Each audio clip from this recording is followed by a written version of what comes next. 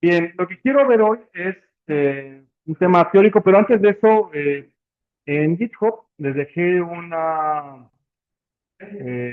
aquí en temario, dejé un documento nuevo que se llama Manual Geek Mac Windows 2026.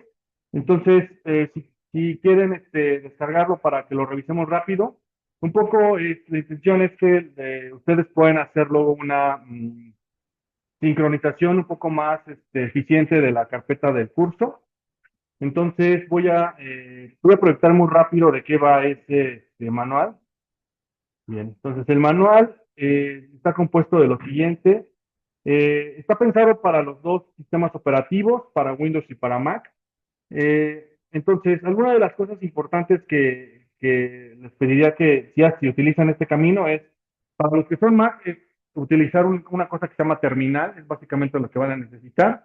Para los que son Windows, van a necesitar una cosa que se llama símbolo de sistema o ITBatch. Entonces, para los Windows es un poco más directo, es empezar directamente en esta URL y descargar la información. Digamos, el manual está pensado paso a paso, dependiendo del sistema operativo que tengan. Al final del día, un poco la intención es que ustedes logren construir, logren utilizar como herramienta base Git. Git es un lenguaje para seguimiento de versiones, originalmente así surgió. Entre los programadores a veces se dividen los proyectos, entonces no sé, alguien trabaja el front, alguien más trabaja el backend, y no sé, o el front se divide en diferentes equipos. Entonces, la pregunta que siempre surge es cómo integras todo. Entonces, para eso sirve GitHub, para trabajar proyectos colaborativos. Será a veces más común utilizarlo en general en los departamentos de Analytics. Entonces, no estaría de más que por ahí intentaran hacer esto para la carpeta del curso. Alternativamente, si por ahora dicen, bueno, no la quiero complicar, sí, puede ser. Entonces, alternativamente, la manera en que pueden mantenerse actualizados con el curso es simplemente regresar al home del curso y descargarlo. Recuerden, para descargarlo completamente es darle coach, descargar en zip y ya. Los que son Windows tienen una opción que se llama GitHub Desktop, que es esta. Yo no lo utilizo en Mac porque para Mac no existe necesariamente.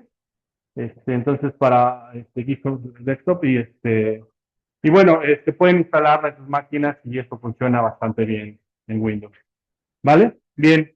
Antes de iniciar, ¿alguna duda?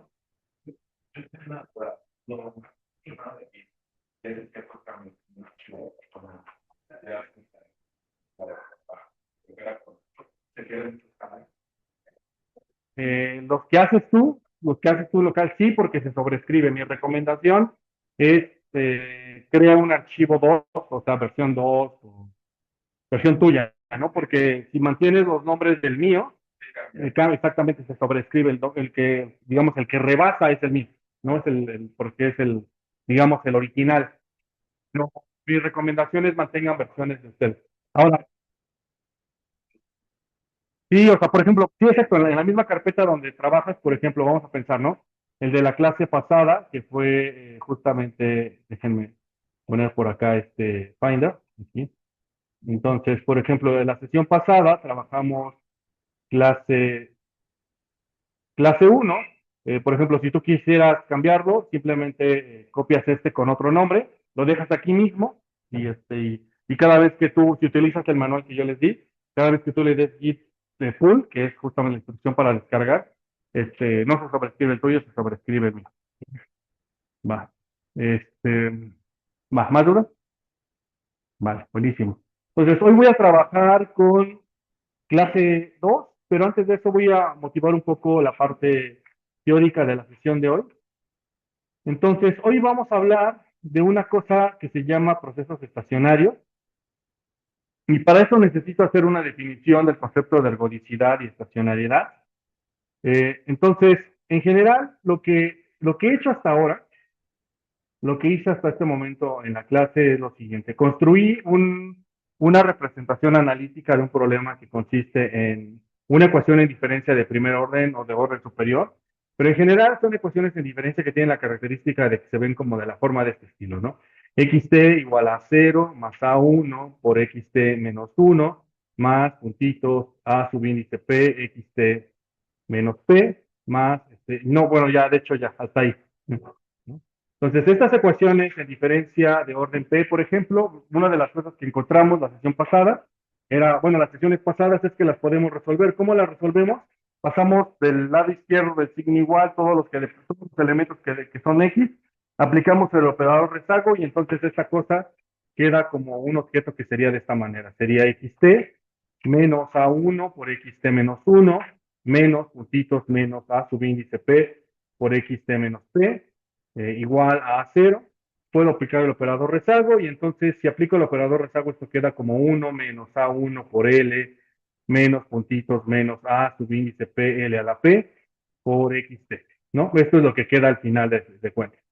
Bien, a este amigo que está aquí, esta representación le podemos llamar como una representación canónica, que es como la representación fundamental de las ecuaciones en diferencia. Sin pérdida de generalidad, a este amigo que está aquí de este lado, llamémosle alfa.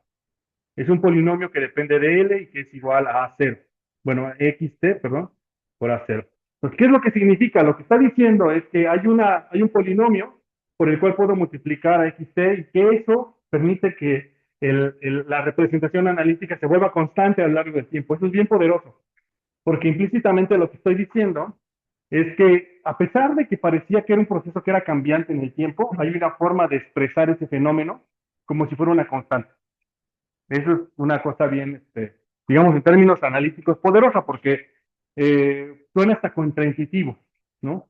Ahora, las clases pasadas, lo que planteé es que la solución de este objeto sería, déjenme voy a tomar un poco más de espacio aquí, la solución de este tipo de objetos sería una cosa como lo siguiente, ¿no? Sería como xt igual a 0 sobre el polinomio característico, que en este caso es 1 menos a1. Le voy a quitar el L. ¿Por qué? Si no lo recuerdan, es porque en este caso, esta parte a 0 no depende del tiempo, entonces no se afecta por el tiempo, entonces no, L es irrelevante, ¿no?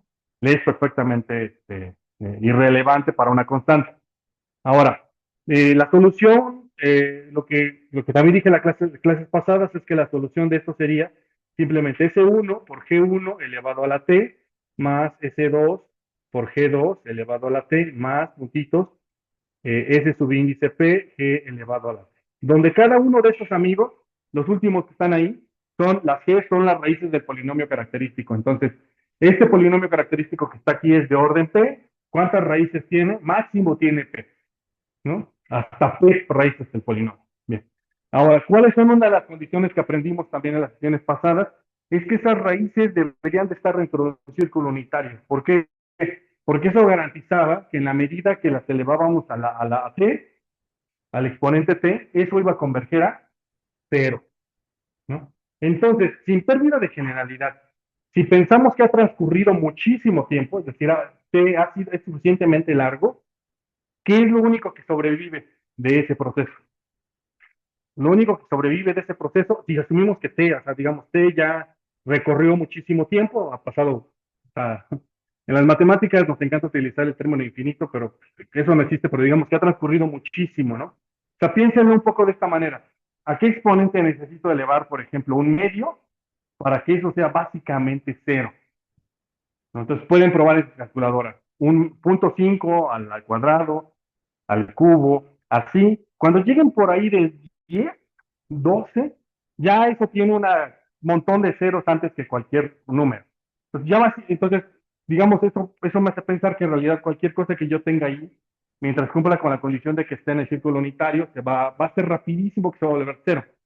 Entonces, este amigo, cuando ha transcurrido mucho tiempo, se vuelve xt igual a 0 sobre 1 menos a1 menos a2 menos puntitos a subíndice p. ¿Esto qué implicaciones tiene para mí? Bueno, lo que está diciendo es que este proceso converge ahí, ¿no? Eso me gusta, ¿por qué? Porque lo necesito para esta cosa. Ahora, bien, ¿qué tiene que ver esto con las series de tiempo? Bueno, tiene que ver con lo siguiente. Una serie de tiempo, a grosso modo, es una sucesión de este estilo. Es una sucesión de observamos la variable en el momento 1, en el momento 2, así hasta el momento t. Si son más formales que yo, entonces seguramente dirán, no, pues si es una sucesión, se puede representar así. Una sucesión se ponen las llaves y va desde donde inicia hasta T. Pudo haber iniciado en cero, eso es irrelevante. ¿Por qué? Porque T solo es un índice, solo es una variable indicadora sobre la cual estoy haciendo una biyección entre la observación y un momento. Pero pudo haber sido los naturales, incluyendo el cero, pudieron haber sido los enteros, cualquier elemento sobre el cual pueda hacer una biyección. Pero bueno, sin pérdida de generalidad, digamos que es desde t igual a 1 hasta t. Bien, esto parece que funciona, ¿no? Como una representación de las series de tiempo, pero no tiene un problema. Y el problema es que las series de tiempo que conocemos en general no son determinísticas. Esto que está aquí arriba, esta ecuación de aquí arriba, representa un proceso determinístico. Todo es conocido, depende del tiempo, pero todo es conocido. Ahí no hay nada aleatorio, nada. Todos son observaciones, todo es, o sea, justo piensen en su curso de cálculo, ¿no? O en su curso de ecuaciones diferenciales. ¿Qué había ahí que no fuera determinístico? Nada, todo es determinístico, ¿sí? Hay converge o no converge el proceso, se puede derivar o no se puede derivar, es continuo o no es continuo, no sé, un montón de casos, pero todo ahí es determinístico, igual aquí, todo eso ahí es determinístico. Bien, entonces, ¿por qué se vuelve estocástico? Bueno, se vuelve estocástico por lo siguiente, porque las series de tiempo, en estricto sentido, son únicamente haber tomado una de las posibles trayectorias que pudo haberse observado en un proceso, así con todos los pudo que yo dije, ¿no? Pudo, pudiera, con todos esos. Piensen un poco de esta manera. Imagínense que estuvieran analizando el fenómeno que consiste en lanzar una moneda por T periodo, ¿no? T mayúscula. Ahora bien, ¿cuántas posibles respuestas hay o cuántos posibles escenarios hay al lanzar la moneda? Bueno, pues hay muchos, ¿no? Porque los caminos son, pudo haber ganado el primer lanzamiento de la moneda o perdido. Eso ya es, se parte en dos. Luego el siguiente camino, los siguientes, también a su vez se parten en dos. Y así sucesivamente, ¿no? Bien, si ustedes se acuerdan de eso, eso en sus cursos de estadística, espero que se los hayan explicado así, es un problema que se ve de esta manera. Entonces, inicias aquí, entonces la posibilidad de que ganes pierdas el volado, vamos a llamarlo como le decimos en buen chilango, entonces es así, ¿no? Dos posibles escenarios, ganas o pierdes. Luego se vuelve a particionar en dos, ¿no? Y luego se vuelve a particionar en dos. ¿Y esto qué es? ¿Se acuerdan? ¿Cómo se conoce este amigo en la prepa? El triángulo de Pascal, ¿no? Se conoce. ¿Y sí sabían que el triángulo de Pascal representa la trayectoria justo de haber ganado los volados? ¿No lo habían pensado? Es eso. Es decir, empiezas en el primer punto, puedes ganar o perder, izquierda o derecha. Luego estás en el segundo punto y vuelves a pensar, izquierda o derecha. Y todo eso, después, si ustedes tienen un tablerito muy lindo que, ¿cómo se llama? Se llama el tablero de Galton, creo que se llama, que es un tablero que tiene justo unas bolitas al inicio, o sea, aquí arriba tiene un depósito de bolitas, un montón de bolitas aquí. Si ustedes abren el depósito, entonces las bolitas empiezan a caer. Y si ustedes observan aquí abajo que se forma una campana de Gauss, la que le decimos campana de Gauss. ¿Por qué? Porque ese amigo, esta campana que llamamos campana de Gauss, que son todas las posibles trayectorias que sigue, es justamente el escenario a lo que me refiero con una serie de tiempo. Cada uno de los pasos puede ser un momento. Momento 1, momento 2, momento 3. Entonces, cuando pensamos series de tiempo, son procesos estocásticos porque lo que está ahí es estocástico, salud. Es pura y absolutamente estocástico. Entonces, cuando ustedes ven una serie de tiempo, una serie, por ejemplo, un PIB, ¿no? El PIB. El PIB, cada momento es una variable aleatoria. ¿Por qué? O sea, piensen un poco como maliciosamente, ¿no? En este momento, hoy, el PIB puede crecer o decrecer dependiendo de varias decisiones, ¿no? Imagínense que ustedes están parados en 2018 y se podrían haber preguntado, ¿cómo hubiera sido la trayectoria del PIB si no hubieran decidido cancelar el aeropuerto de la Ciudad de México? ¿Cómo hubiera sido la trayectoria del PIB si durante la pandemia hubieran dado programas de apoyo a las empresas? ¿No? Entonces, todas esas cosas son aleatorias, ¿no? Son cosas que no pudimos haber controlado. Entonces, esa capacidad, que es justo lo que estoy representando aquí, es decir, cada una de las series de tiempo es un posible camino. Todas estas posibles eran caminos de la serie de tiempo.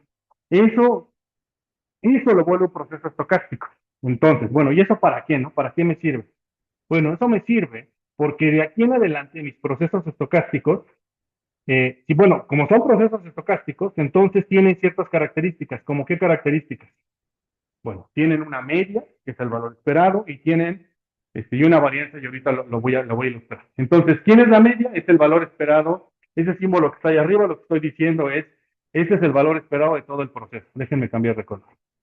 Ese es el valor esperado de todo el proceso. ¿Eso qué implica para mí? Implica que pude haber tomado el valor esperado de la variable en cada uno de los momentos.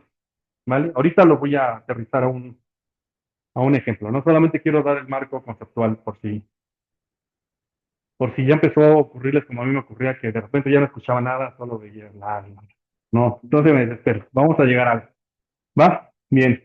Este, entonces, bien. Ese es el valor esperado. Pero ¿cómo es la varianza? Pues si tiene valor esperado, entonces tiene varianza. Bueno, la varianza sería el valor esperado de quién, de la serie de tiempo menos su promedio, menos su valor esperado elevado al cuadrado. Esa es definición pura y llana de varianza. ¿Quién es la covarianza? Es el valor esperado de la serie en el momento t y en el momento s.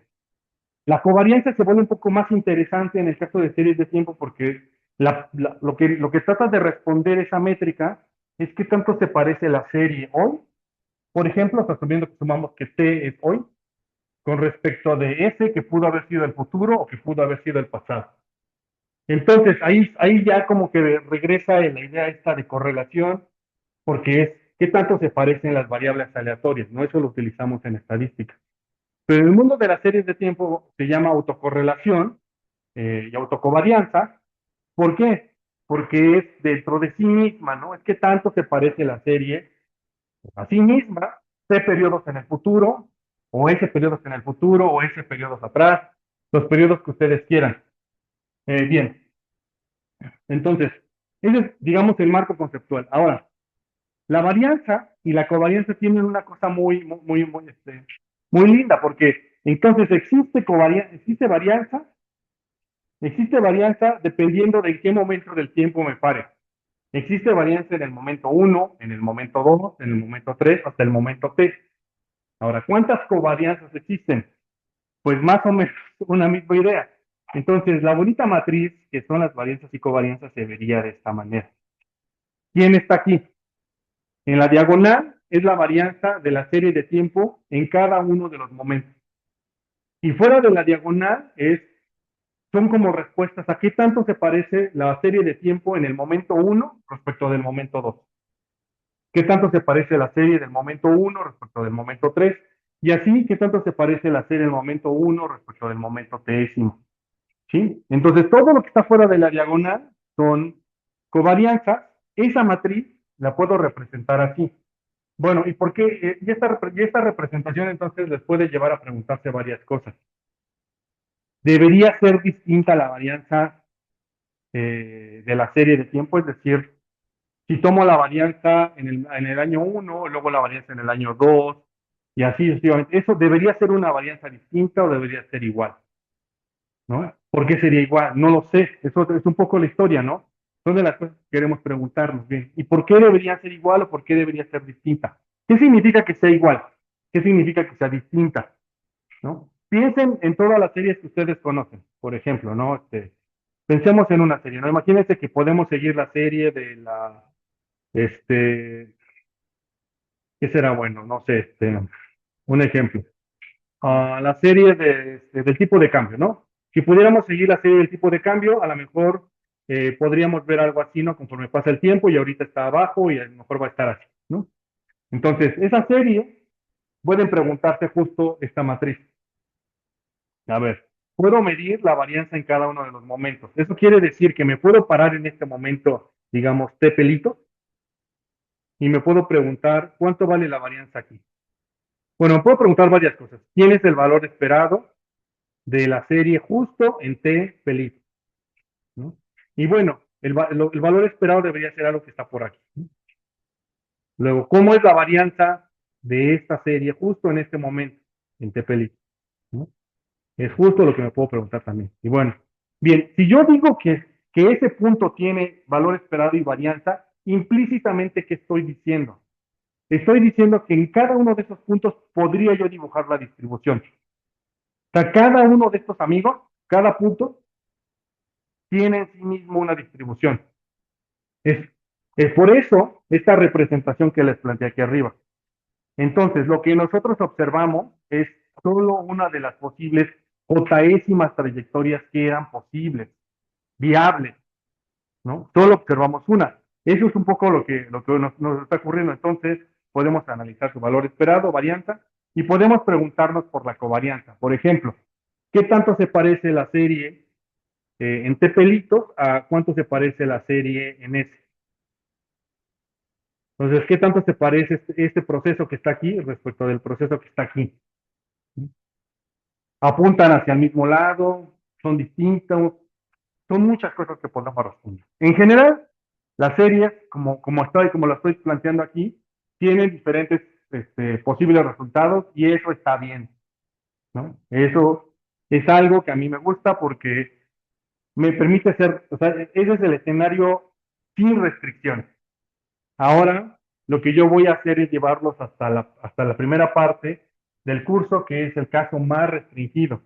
Y la primera parte del curso más restringido se llama procesos estacionarios.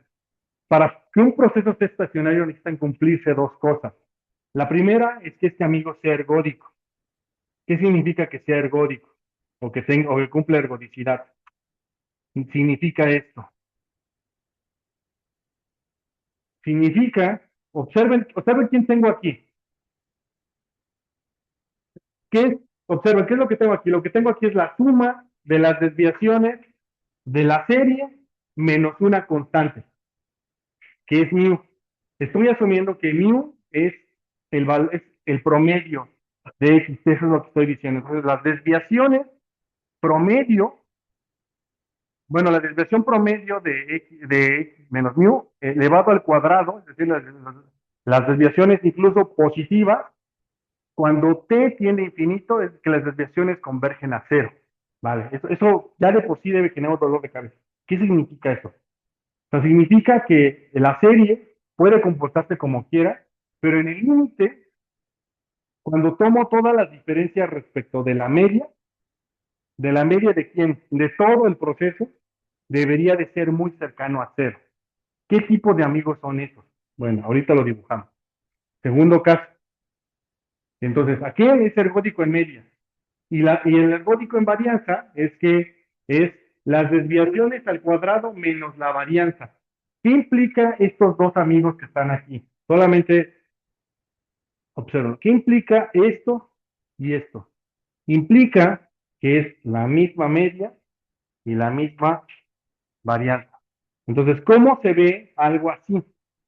Esa es la pregunta que quiero responder ahora. Va, bien, tratemos de responder. Veamos el diagrama. Bueno, veamos esta definición y pensemos, a ver, ¿qué tipo de objeto puede tener la misma media y la misma varianza? La media no está muy difícil porque podemos pensar un poco de esta manera. Pensemos que podemos graficar el tiempo aquí y aquí graficar xt. Entonces, si tiene la misma media, entonces este es un muchachón que este es un amigo que está justamente aquí centrado, caray, que está aquí centrado en mí.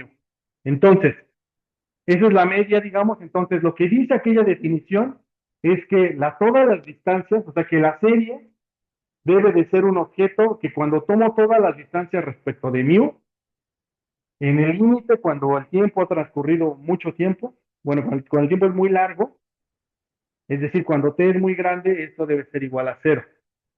Pero entonces alguien me diría, pero es que eso está fácil, Benjamín, porque si t es infinito, entonces, básicamente lo que estás diciendo es que 1 entre t es casi cero, cuando t es infinito, entonces eso debería ser cero. Mm, sí, tiene sentido, casi. Porque lo que está diciendo esta expresión de allá arriba no solamente es eso, que es posible que converja a cero solamente por el hecho de que t es muy grande, sino porque en general no se desvía mucho. Entonces, el fenómeno debe de ser algo así. Debe de ser que si está aquí mu, el proceso debe de ser algo más o menos así.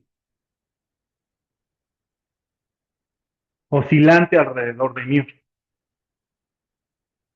¿Por qué digo que debe ser así? Bueno, porque la segunda condición hace que esta muchacha se comporte así. ¿Qué dice la segunda condición? La segunda condición es que mi aproximación de la varianza, que es justamente el primer término, esto que está aquí es mi aproximación de la varianza, debe de parecerse mucho a una varianza, que la varianza es constante, ¿no? Pero si la varianza es constante, quiere decir que la serie oscila en un rango más o menos homogéneo a lo largo del tiempo, ¿vale? Entonces, pasé del mundo en el cual la serie puede ser lo que quiera, al mundo en el cual las series tienen que oscilar alrededor de la media. ¿Sí? Bien. Y estos amigos son ergódicos hasta aquí. Eso es lo único que he dicho. Ahora. Pero no he dicho que son estacionarios. Bueno, la definición de estacionariedad va a ser todavía más sencilla de pensar ya en este escenario, porque la definición de estacionariedad ahora viene siendo lo siguiente. Entonces, la definición de estacionariedad va a ser, vamos a tener tres definiciones de estacionalidad, pero en general, cuatro, perdón. Pero en general la que voy a utilizar es la última. Vamos a repasarlas muy rápido, ¿no? ¿Qué significa cada una de estas definiciones? La primera definición dice que un proceso es estacionario. Entonces, noten, la definición de estacionalidad no es para series de tiempo, es para procesos estocásticos, ¿no? ¿Cuándo se vuelve serie de tiempo? Cuando la indexo respecto del tiempo, exactamente, ¿no? Porque en realidad cualquier variable aleatoria que tome cualquier valor es un proceso estocástico. Entonces, bien. A ver, estacionalidad media quiere decir que el valor esperado del proceso es igual a mu de t, pero que exactamente es igual a mu, es decir, es constante. La media es constante siempre. La segunda cosa, estacionalidad en varianza, es que la varianza es la misma para todo el proceso, ¿sí? Esto en su curso de econometría se llama homocedasticidad, ¿sí? Es decir, que los residuales son homocedásticos, eso significa, ¿sí? ¿Qué significaba que los residuales eran homocedásticos? Que no importaba en qué parte de la muestra me paraba, la varianza de esos residuales era la misma, ¿no? Aquí, pero aquí no estoy diciendo que los residuales, sino estoy diciendo que toda la serie es homocedástica. Bien. La segunda cosa, la estacionalidad en covarianza. Significa que puedo comparar las desviaciones de x en t menos mu, pero mu es la misma para todos, entonces esto se simplifica más. Mu de t y mu de s deben ser lo mismo, ¿no? Según la primera parte de la definición. Entonces, si la estación, pero en general lo voy a dejar abierto, asumiendo que puede ser que no sea lo mismo. Entonces, el valor esperado digamos, de las desviaciones del proceso respecto de su media debe de parecerse cuando comparas dos tramos distintos de la serie. Y eso solamente debe de ser una función que depende de la distancia entre S y T. Dicho de otro modo, la covarianza se vuelve determinístico. Más bien, la covarianza depende de un proceso totalmente determinístico, que es la distancia entre S y T, porque S y T no son variables aleatorias, solamente es el índice sobre el cual estoy corriendo. Y bueno, y por último, voy a decir que esa es la definición que voy a utilizar, es que la estacionalidad es débil, siempre que resulta bueno, de esta se puede inferir la de aquí arriba. Entonces, cuando, pues, yo voy a decir que un proceso estocástico débilmente, cuando es estacionario en media y covarianza. Entonces no necesito la 2, es un poco la historia, ¿sí? Porque la 2 es un caso particular de la 3, ¿va? Bien. Ok, ya, hasta aquí dejo la teoría. ¿Dudas, comentarios, quejas, sugerencias, congojas, traumas, malos entendidos? Ok, va, buenísimo. Entonces, ahora, pongamos un ejemplo, ¿no? Veamos.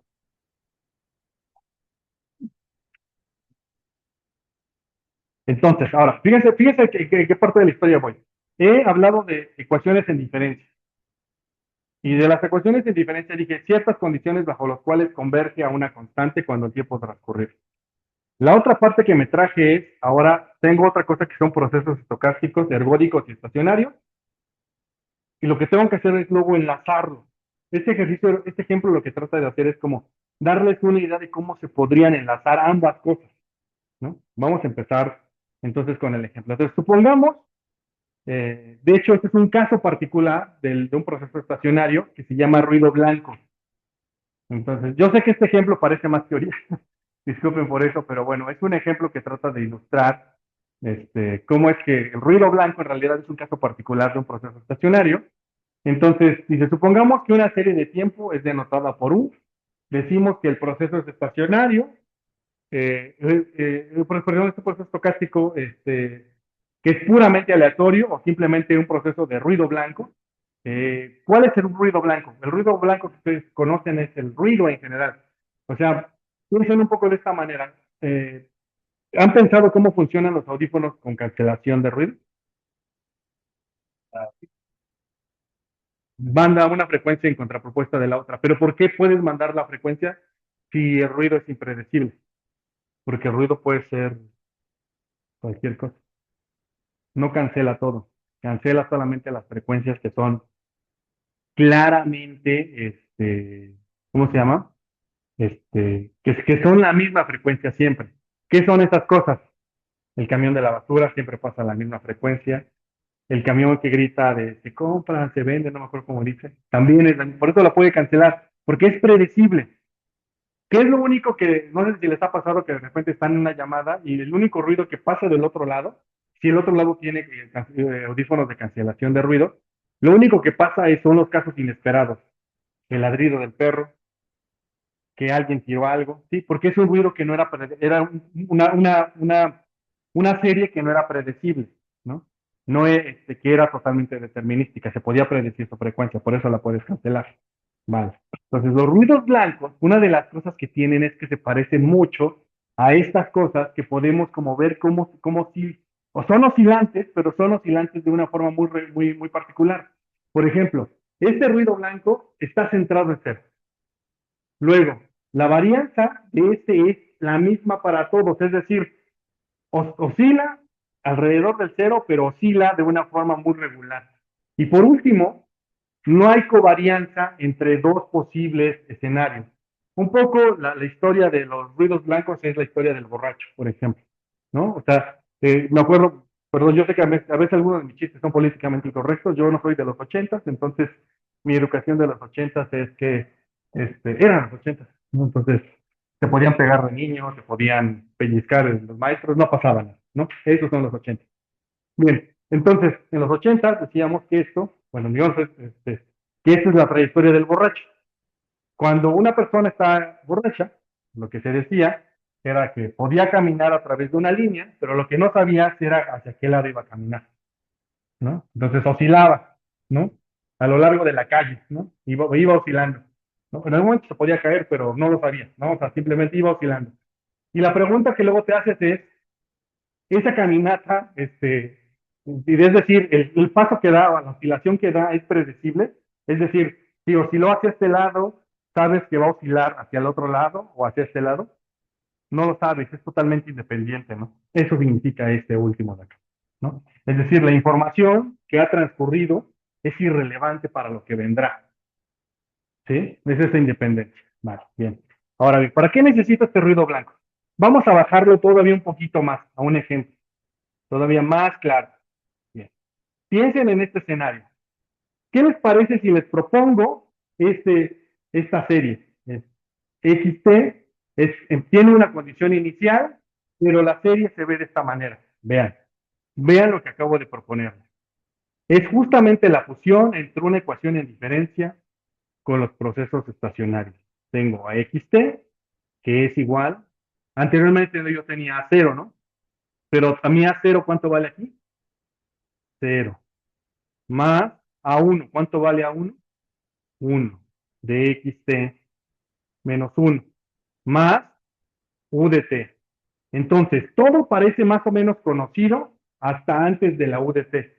Todo esto de acá, todo el primer tramo, es una ecuación en diferencia de primer orden. ¿Convergente o no convergente?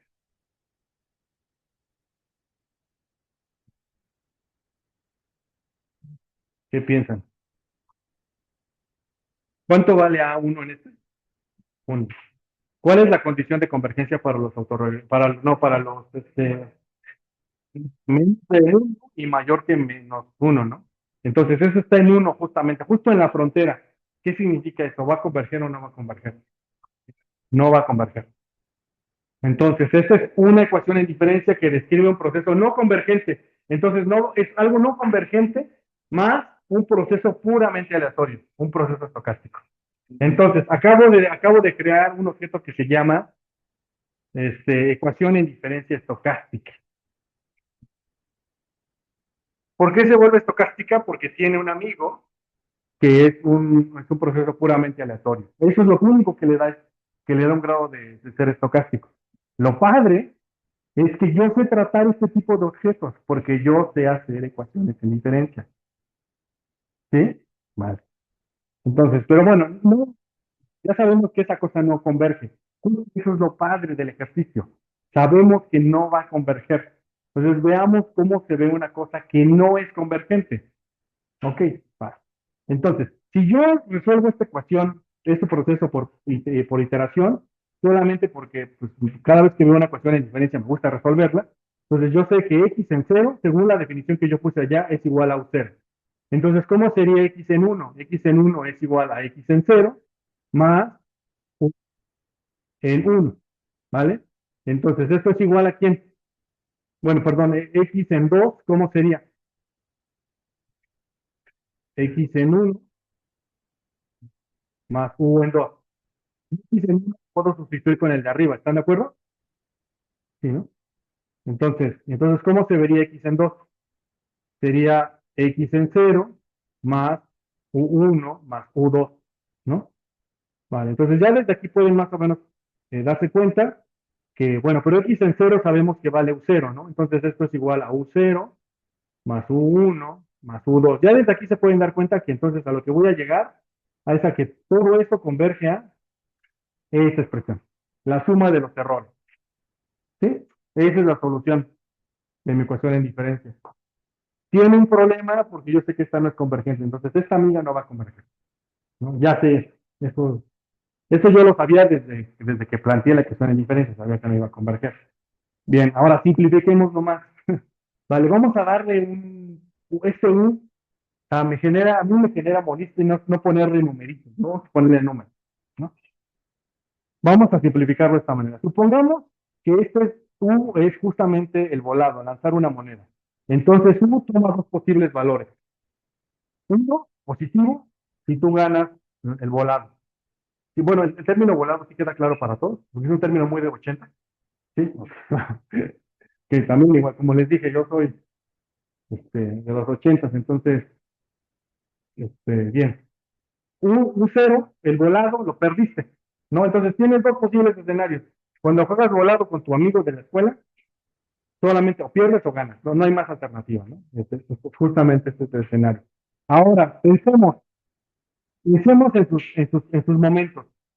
Entonces, espero que para todas las personas aquí sea claro que esto es cierto. ¿Cómo se calcula el valor esperado de una variable aleatoria? Recuerden, si no se acuerdan, no pasa nada. Entonces, ¿cómo se ve el valor esperado de una variable aleatoria? En este caso, u, es igual a la probabilidad de que ocurra uno, por la variable aleatoria cuando es uno, que en este caso es menos uno, más la probabilidad de que ocurra el otro caso por más uno, ¿no? Dependiendo, ahí lo pueden intercambiar, no pasa nada. En este caso, ¿cuál es la probabilidad de que de que pierda el volado? Un medio, ¿no? O que ocurra eso. ¿Cuál es la probabilidad de que gane el volado? Por uno. Eso es igual a cero, ¿vale? Sí. Es como se evalúan las loterías, ¿no? O sea, ya tomaron micro 2, yo imagino, ¿no? Entonces, micro 2 ven lotería, según yo. Entonces, este, lotería se evalúan como el valor esperado de un evento, es simplemente la probabilidad de ocurrencia de cada uno de los posibles escenarios de la variable aleatoria por el valor de la variable aleatoria. Entonces, por ejemplo, cuando alguien les ofrece, justamente son los casos, ¿no? De examen de examen de razonamiento, ¿no? Pues bueno, ahora que ustedes busquen trabajo, seguramente les va a aparecer un examen de estos de resolver un problema de qué prefieres, ¿no? Que te den 100 pesos ahora con una probabilidad de un medio o pero prefieres con la probabilidad de un medio de perder 20, ¿no? O prefieres, no sé, ese tipo de casos. No sé si me explico con ese tipo de, esos son esos, ¿no? Va. Ese es el valor esperado. Bien. ¿La varianza cómo se ve? Bueno, la varianza, la definición de variable aleatoria, varianza no aleatoria es la variable aleatoria menos la media. ¿Cuánto vale la media? Cero, elevado al cuadrado. Entonces, eso es un medio por la variable aleatoria elevado al cuadrado. Eso es uno. Y la segunda cosa, la covarianza. Este es el más interesante de todos, porque la covarianza es cuánto se parece haber lanzado el volado en el momento T respecto de haberlo lanzado en el momento S. ¿Y cuánto debería de ser eso? ¿Sí? ¿Por qué? Porque los volados es el mejor ejemplo de que una variable aleatoria es independiente. Es decir, si yo pierdo un volado ahorita con alguno de ustedes, eso no afecta que yo vaya a ganar o perder el siguiente que lancemos. Eso es lo que significa este amigo de acá. ¿Va? Bien, entonces, esa cumple la definición de ruido blanco. Tiene media constante en cero, tiene varianza constante que es uno, y tiene covarianza que solo depende de la distancia de S y T. De hecho, específicamente es cero la covarianza. Es una cosa todavía, es ruido blanco, es puro y llanamente un ruido blanco. Un proceso puramente eléctrico. Va. Bien. ¿Dudas hasta ahí? Va, ok. Ahora, entonces ustedes podrían calcular el valor esperado sin tema de este amigo. Si la variable aleatoria es la suma, entonces es el valor esperado, es el valor esperado de la suma, pero el operador esperanza es un operador lineal, abre sumas y saca escalares.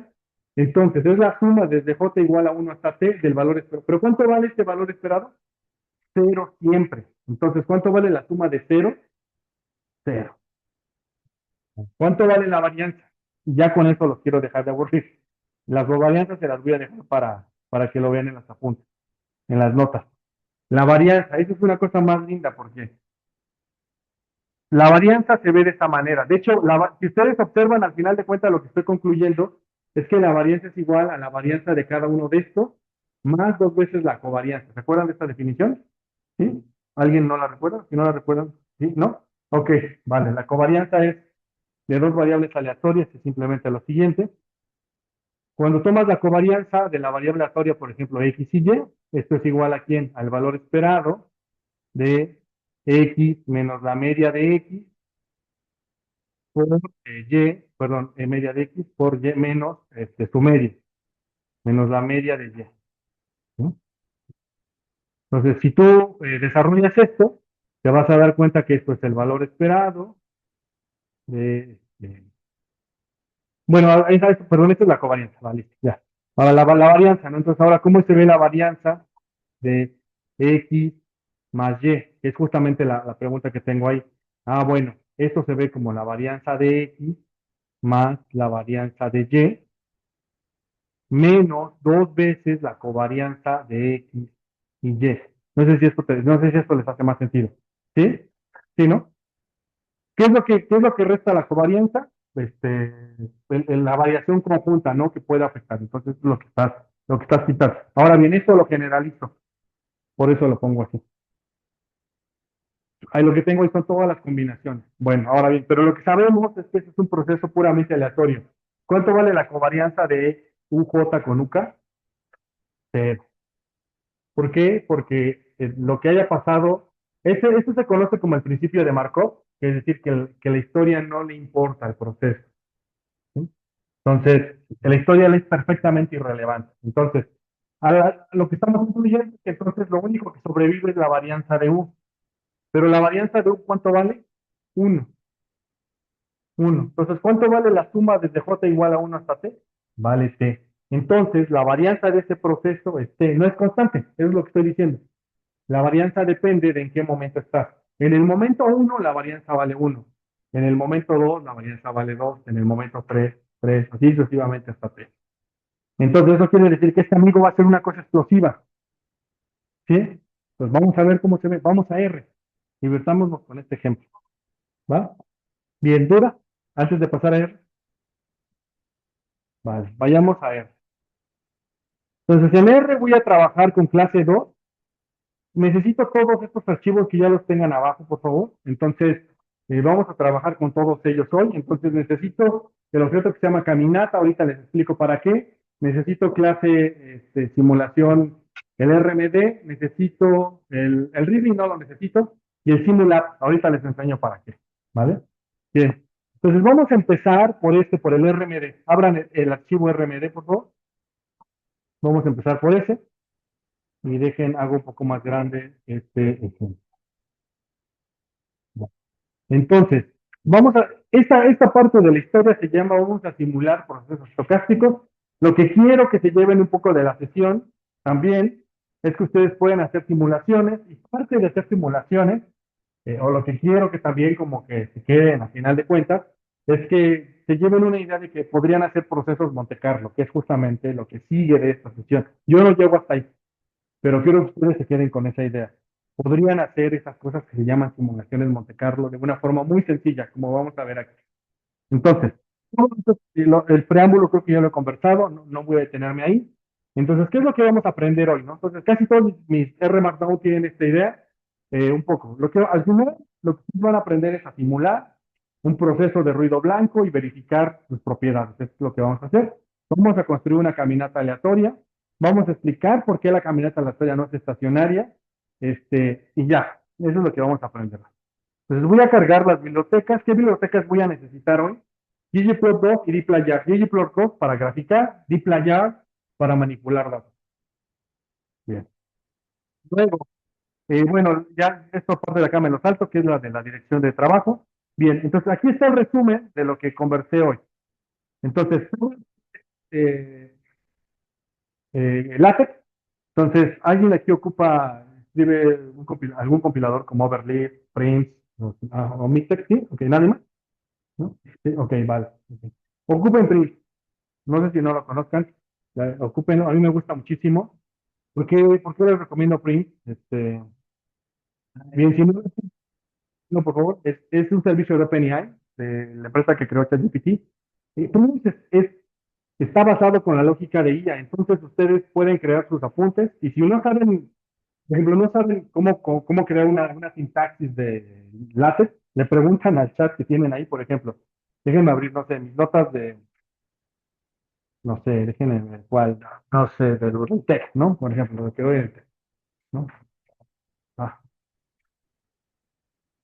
entonces, por ejemplo, entonces estas son mis notas de mi clase de multivariante, y bueno, por ejemplo, si no sé agregar algo, simplemente aquí tengo un chat y le puedo preguntar lo que yo quiera, ¿no? No me acuerdo de cómo se colocan gráficos, ¿no? Para eso pues, va.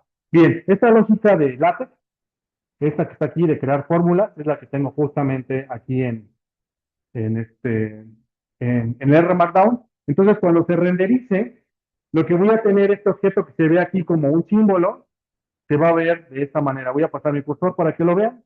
Este amigo se va a ver así, ¿no? Entonces, el de abajo, ¿cómo se va a ver? Se va a ver así, como esa expresión, y el último se va a ver como esa expresión. ¿Estamos? ¿Sí? Ok.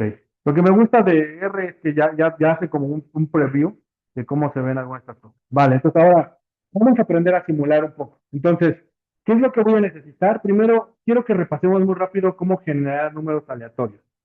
Entonces, tengo una función que se llama rnorm. Bien, ¿qué hace rnorm? Con args le voy a preguntar a R que me dé los parámetros que incluye rnorm. Y rnorm lo que me dice R es que es una función. Es una función que necesita n, un número, es media 0 y desviación estándar 1. Entonces ya desde aquí sé que lo que hace rnorm es que simula números aleatorios de una normal estándar. Una normal que está centrada en 0 y tiene desviación 1. Entonces, ¿cuántos números va a simular?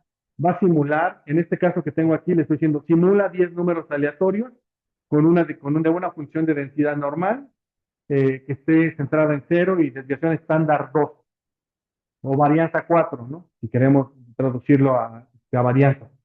Y aquí están los números aleatorios. Cada vez que ustedes repitan el ejercicio, esto va a cambiar, ¿no? Son pseudonúmeros aleatorios.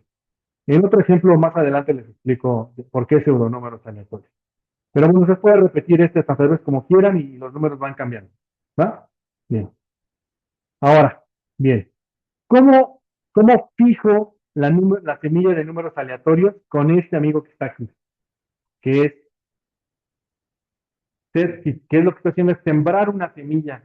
Bien, las máquinas no saben hacer números aleatorios, saben hacer pseudonúmeros aleatorios. Piensen la máquina como si tuviera una tabla enorme, así una tabla de estadísticas enorme, y que una de las columnas fuera la semilla. Y la semilla tiene números, pues, tiene valores como el 0, 1, 2, 3, hasta las combinaciones de números que ustedes quieran. Cada vez que ustedes le dicen a la máquina genera números aleatorios, lo que hace la máquina es que visita esa tabla y toma así, arbitrariamente una de las filas y les trae esos números. Por eso se llaman, por eso parece que cambian aquí. Cada vez que ustedes lo repiten, cambia. Ay, perdón. Bien. Ahora, ¿cómo lo fijo? Tráiganse esta semilla, cópienla y pónganla aquí, justo arriba de R norm. Y yo le puse una semilla de 1, 2, 3, 4, 5 y todos vamos a obtener exactamente el mismo. Y ahora repitan el ejercicio. Si se dan cuenta que les da el mismo, entonces los números aleatorios no son aleatorios, simplemente son una selección de uno de los posibles que puede tomar. Pueden cambiar esta constante. Alguien le puede poner, por ejemplo, eh, ¿cuál es el número más famoso para números aleatorios? Yo, si son usuarios de Python, el 42 es como muy famoso en Python. ¿Por qué? No sé, la verdad, creo que nadie sabe, ¿no? Todos obtenemos el mismo, ¿no? Vale, entonces este sí lo que sirve es para fijar la semilla de números aleatorios, entonces todos obtenemos el mismo. ¿Para qué sirve? Cuando ustedes escriban sus tesis, cuando escriban un reporte en el trabajo y tengan que simular algo, seguramente se lo van a pasar a alguien que lo va a revisar. Entonces, esa persona que lo revisa espera que por transparencia ustedes le digan la semilla de números aleatorios. ¿Por qué? Porque necesita replicar. También es un poco tramposo porque resulta ser que a veces los ejercicios de simulación no salen, sino que con ciertas combinaciones de números. Entonces hay personas que encuentran justo la constante que hace que sale lo que quieren, y entonces ya por eso la fijan, ¿no? Pero para eso te dan la constante de semilla de números aleatorios, porque tú puedes verificar si es un caso particular o es una generalidad. Vale, bien. Ahora, son unos números aleatorios, la voy a fijar y ¿qué es lo que voy a hacer? Voy a simular 1000 extracciones de una normal con varianza 4, media en 0, entonces voy a calcular la media, desviación estándar. Entonces, si son extracciones de una normal, ¿cuánto debería de valer la media? 0, ¿no? Eso debería ser. La desviación estándar debería de ser 2. Y el histograma debería de parecer una normal. Vamos a ver si eso es cierto. A todas las personas nos salió esto. La media nos dio 0.092 y 1.99. ¿Sí? ¿Por qué? Porque utilizamos la misma semilla de números aleatorios. Si apagamos la semilla, nos van a salir números distintos a todas las personas así. Apagamos la semilla y nos sale una cosa distinta a todos, ¿no? Todas las personas. ¿Va? Bien, el histograma parece normal. Toso. ¿No? ¿Vale? Bien. Ok. Ahora vamos a hacer, bueno, ¿cómo guardamos una gráfica como esta? Este, la manera de que lo hace R es un poquito arcaica ya, pero me gusta más cómo lo hace ggplot, ahorita les muestro. Creo que ya lo hice la clase pasada, pero un gráfico de R se guardaría de la siguiente manera. Abres la opción PNG, porque voy a guardarlo en PNG. Le dices el nombre del archivo, le dices el ancho de la imagen, 900 píxeles. Entonces es para alta resolución. O sea, cualquier cosa que tenga más de 500 píxeles ya es alta resolución. ¿Por qué? Porque a lo mejor lo quieren para una presentación y quieren que si se extiende o no se distorsione. Luego, el histograma, calculo el histograma y con def off apago, digamos, guardo lo que ya almacené. Entonces, en su carpeta se guarda justamente este archivo, que se llama gz-png, que es justamente este que está aquí, ¿no? Que es este archivo que tengo acá. ¿Va? Bien, que es mi gráfica del histograma. ¿Va? Bien. ¿Hasta aquí dudas? Va. Bien, ahora sí. Entonces, bueno, ¿esto para qué lo necesito? Lo necesito para lo siguiente. Bien, vamos a generar una función que va a simular el lanzamiento de una moneda. Entonces, en general, la estructura de una función en R es la siguiente. Es la palabra function, Luego, entre paréntesis, va la lista de argumentos, muy parecido como cuando hacemos una función en la clase de cálculo, ¿no? Por ejemplo, describimos f de x y decimos que eso implica que es una función que depende de x, ¿no? Entonces aquí va a ser function de algo de lo que va a depender. Luego abrimos llaves y en medio de esas llaves escribimos todos los cálculos y procedimientos y las salidas que esperamos de esa función. Así es la estructura de la función. Luego, por ejemplo, la siguiente función va a necesitar dos argumentos. Vamos a verlo. Bien. Describamos la función. La función se llama moneda. Ese es el nombre que le voy a dar. Observen, mi global environment en este momento tiene solamente el proceso Z. Cuando ejecute esta amiga que está aquí, voy a crear un objeto nuevo allá.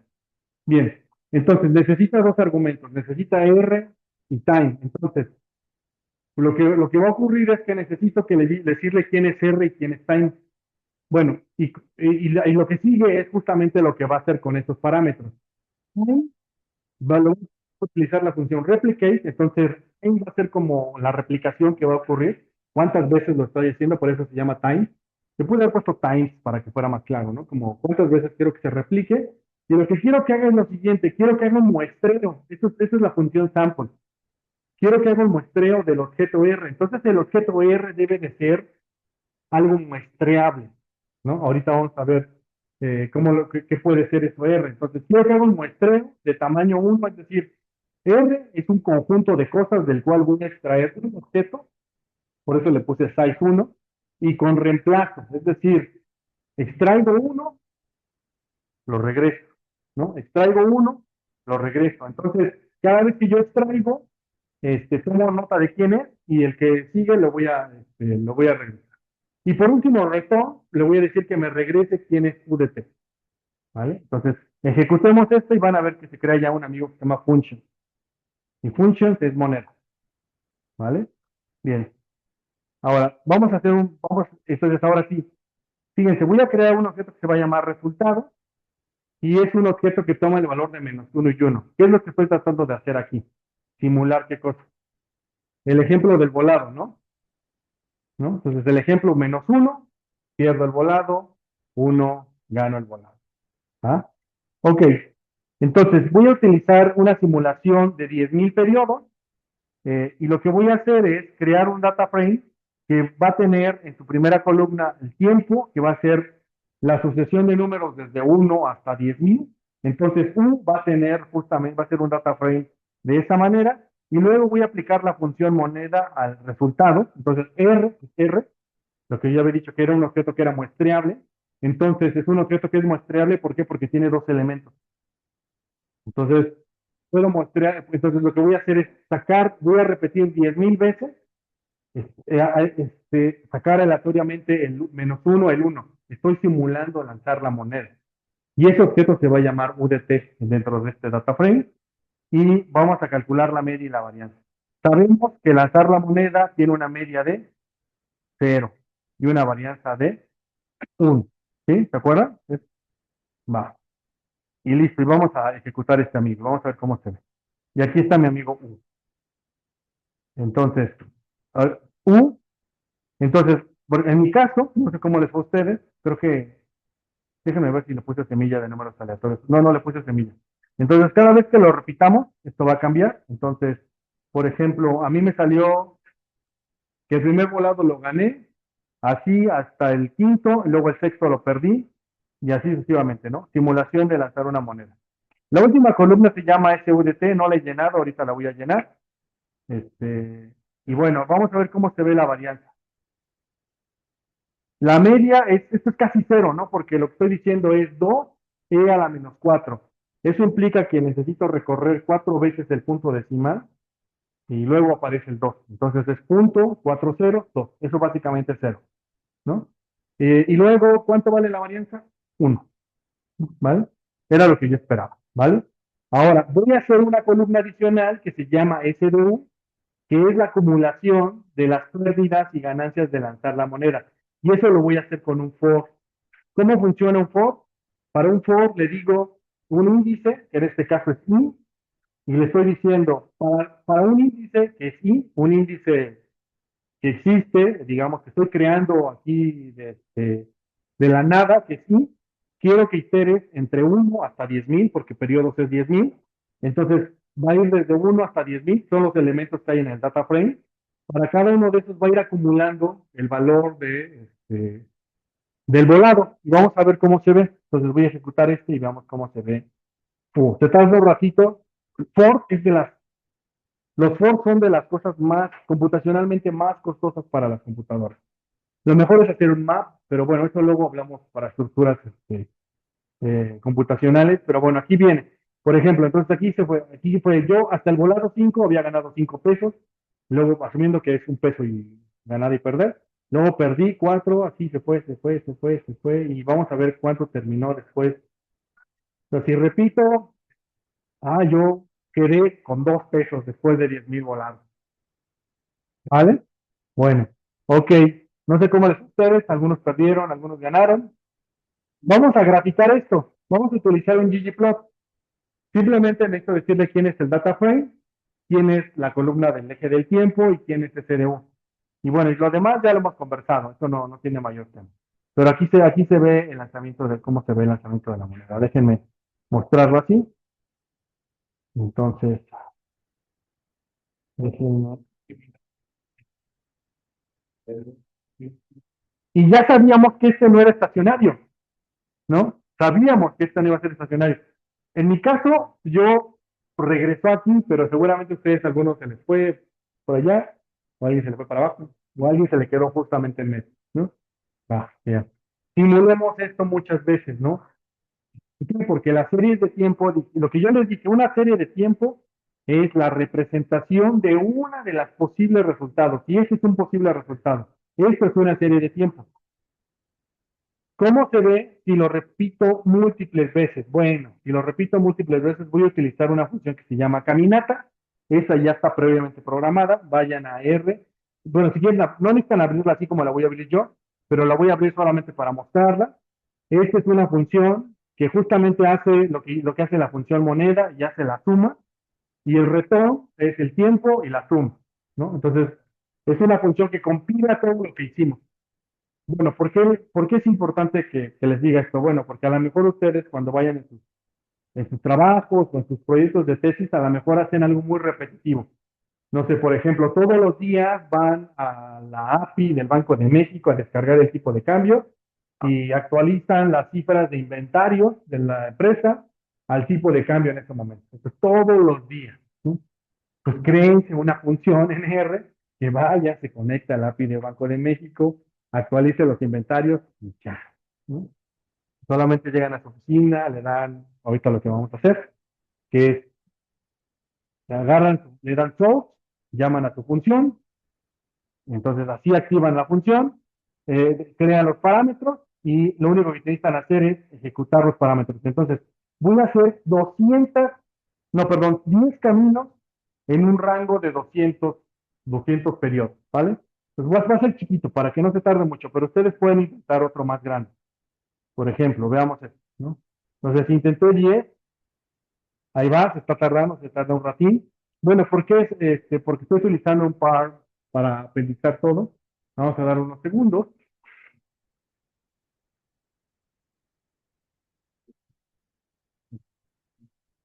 Solamente son 10 y se está tardando.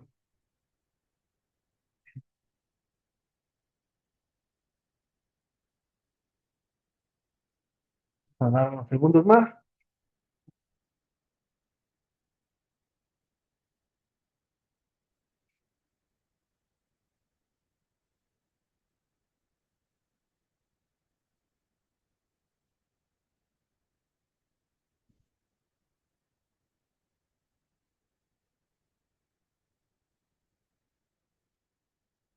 Déjenme ver si no estoy. Debería de estar. ¿Dura? A ver. ¿No? ¿No te abre caminata? ¿Qué dice? Cuando dice source, ¿qué te dice? A ver. Dice que esto quiero abrir el archivo, no se encuentra en el. A ver. Debe estar en la misma carpeta donde está el RMD. Sí. Vamos a ver si no. Ya se tardó un ratín.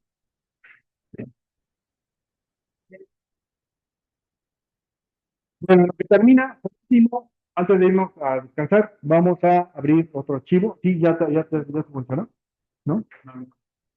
O sea, solo observen que Caminata, o sea, para los que no está funcionando, observen que Caminata esté en la misma carpeta donde está el R Markdown que estamos trabajando.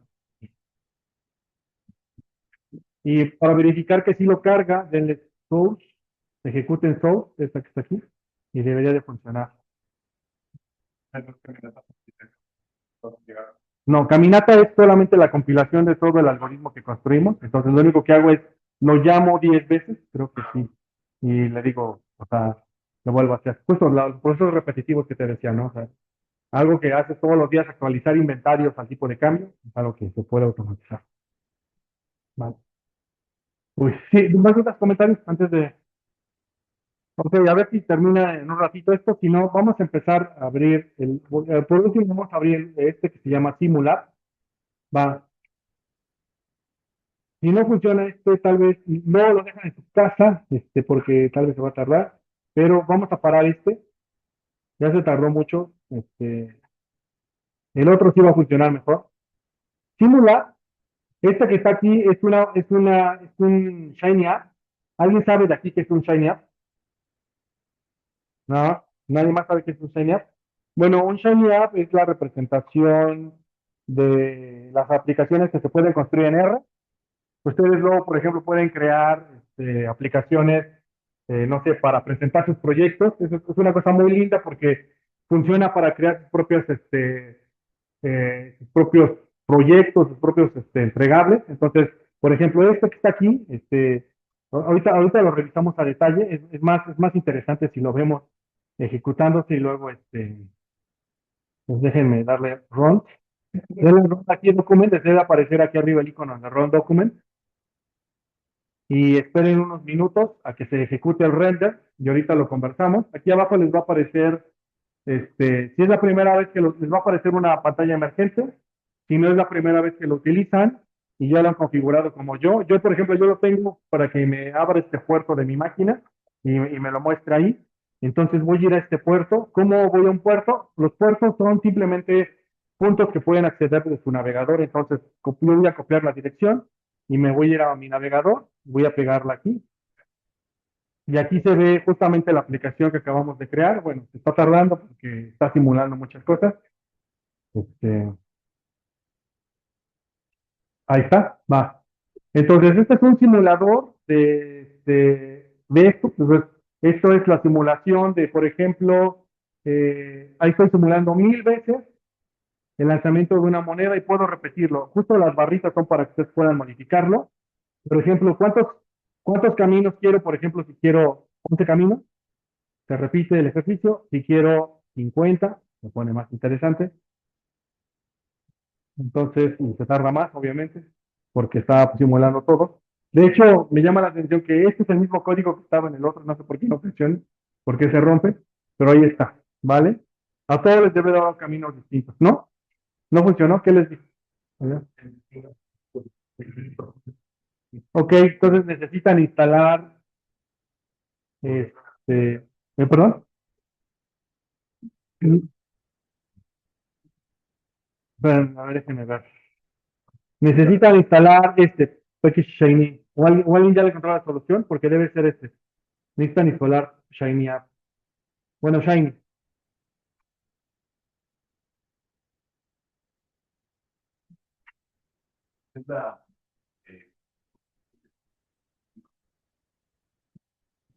Necesito. ¿No les aparece que hubo un mensajito de instalar cosas?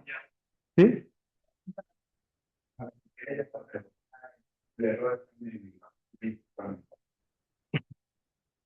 Ah, ya debe ser un intérprete que tiene.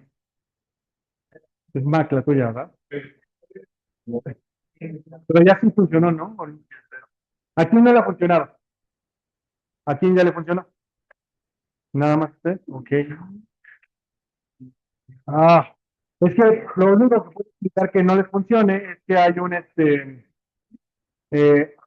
la máquina de ustedes está interpretando algo distinto de este pedacito de código. Si las que no están funcionando, si me pueden regalar un pantallazo, o sea, me mandan por correo justo el error para verificar cómo le hago para que se los corrija y puedan quitarlo, por favor. ¿Vale? Bien. Entonces, bueno, este Shiny App, pues un poco para lo que trato de ponerles aquí es para motivarles a que creen aplicaciones, creen sus propios portafolios de estas cosas. ¿Por qué? Porque pues está padre, pues, que ustedes puedan tener sus propias cosas así para. ¿Por qué? Porque luego lo pueden deployar en web. Déjenme ver si esta todavía está viva en web, ya no me acuerdo, porque justo esta era la URL que antes tenía, pero déjenme ver si todavía está funcionando, pero por ejemplo en web, no, ya no está. Ya la quité. Pero en web pueden utilizar ustedes Shiny App para colocar lo que ustedes quieran. Por ejemplo, este que les voy a mostrar es un proyecto de mi curso de ciencia de datos. Pues, por ejemplo, por ejemplo, este es un proyecto de Ticker. Lo que hace este amigo que les voy a mostrar es que extrae de Yahoo Finance esas acciones y crea un índice y lo grafica. Entonces ustedes pueden, esto está en web totalmente, ¿no? Esa es una URL pública totalmente. Ustedes pueden modificar la fecha. Por ejemplo, esto lo tengo predefinido para un año, pero pueden cambiar todo, por ejemplo, lo cambian y se actualiza en tiempo real. Entonces va a Yahoo Finance, trae la información, grafica, le ponen botones de descarga y descarga, ¿no? ¿Vale? Bien. Ok, ¿duda? Y ya con eso. Ok. Ok, ok, vale. Buenísimo. ¿Dudas? ¿Comentarios? ¿Quejas? ¿Sugerencias? Vale.